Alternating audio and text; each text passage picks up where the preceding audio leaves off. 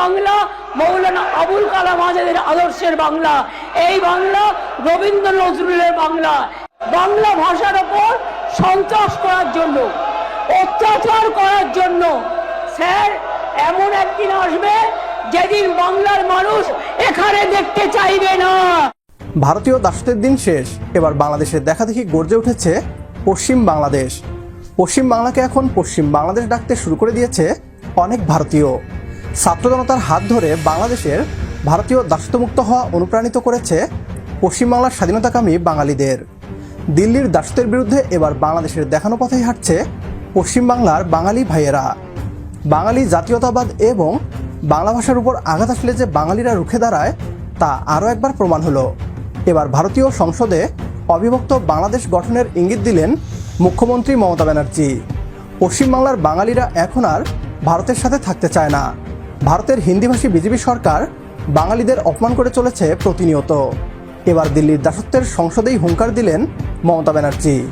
বিস্তারিত থাকছে বিডিটিউবের আজকের এই ভিডিওতে। বাঙালির ওপর অত্যাচারী করার দল, এরা মানুষকে ভাওতা দেওয়ার দল, সন্ত্রাস করা দল, অত্যাচারী দল। আমি চাই এদের মনে করি বিজেপি আজকে দেশের লজ্জা এবং ধিক্কার। আমি তীব্র ধিক্কার জানাই বাংলা ভাষার ওপর সন্ত্রাস করার জন্য, অত্যাচার করার জন্য। স্যার এমন একদিন আসবে যেদিন বাংলার মানুষ একটা বিজেপিকেও এখানে দেখতে চাইবে না। বাংলার উপর অত্যাচার করে সব কটা হারবে, সব কটা হারবে, সব কটা হারবে। বাংলার ভাষা সন্ত্রাসের উপর অত্যাচার করে বাংলা ভাষায় যেটা যায় না, বাংলায় যেটা যায় না, এটা মনে রাখবেন। একই জিনিস আমি পার্লামেন্টে দেখেছি, আমাদের এমএলএদের এমপিদের গায়ে হাত তোলা হয়েছে, সিআইএসএফ ঢোকানো হয়েছে, বিএসএফ ঢোকানো হয়েছে, আমাদের লোকেদের মারা হয়েছে। আমরা সেটা করব না। তার কারণ এই বাংলা নবজাগরণের বাংলা, এই বিধানসভা সংস্কারের বাংলা, এই বাংলা আম্বেদকরের বাংলা, এই বাংলা নেতাজির বাংলা, এই বাংলা রবীন্দ্রনাথ ঠাকুরের বাংলা, এই বাংলা মৌলানা আবুল কালাম আজাদের আদর্শের বাংলা, এই বাংলা রবীন্দ্র নজরুলের বাংলা, এই বাংলা স্বামী বিবেকানন্দের বাংলা, এই বাংলা রামকৃষ্ণের বাংলা। এই বাংলা মনে রাখবেন, এই বাংলার মানুষ স্বাধীনতা আন্দোলনে রক্ত দিয়েছে। এদের তো তখন জন্মই হয়নি, এদের পার্টির তখন জন্মই হয়নি। আর নেই দরকার আপনারা বলার কেউ নেই, ওটা মানুষ আপনাদের বলবে।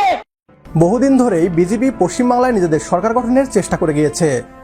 80% হিন্দু ধর্মাবলম্বীর ভোট থাকার পরও কট্টর হিন্দুত্ববাদী দল বিজেপি ক্ষমতায় বসতে পারছে না। ভারতের অন্যান্য প্রদেশে হিন্দু মুসলমান রাজনৈতিক কার্ড খেলে বিজেপি ক্ষমতায় বসতে পারলেও পশ্চিমবাংলায় তা সম্ভব হচ্ছে না। মূলত বাঙালিদের হাজার হাজার বছর যাবৎ সাম্প্রদায়িক সম্প্রীতির ইতিহাস রয়েছে। এখানে হিন্দু মুসলিম কাঁধে কাঁধ মিলিয়ে হাজার বছর যাবৎ বসবাস করে যাচ্ছে। ফলে বিজেপি হিন্দু মুসলিম কার্ড খেলে সফল হতে পারছে না। তাই বাঙালি সংস্কৃতি এবং জাতীয়তাবাদের উপর ঘৃণা নরেন্দ্র মোদীর।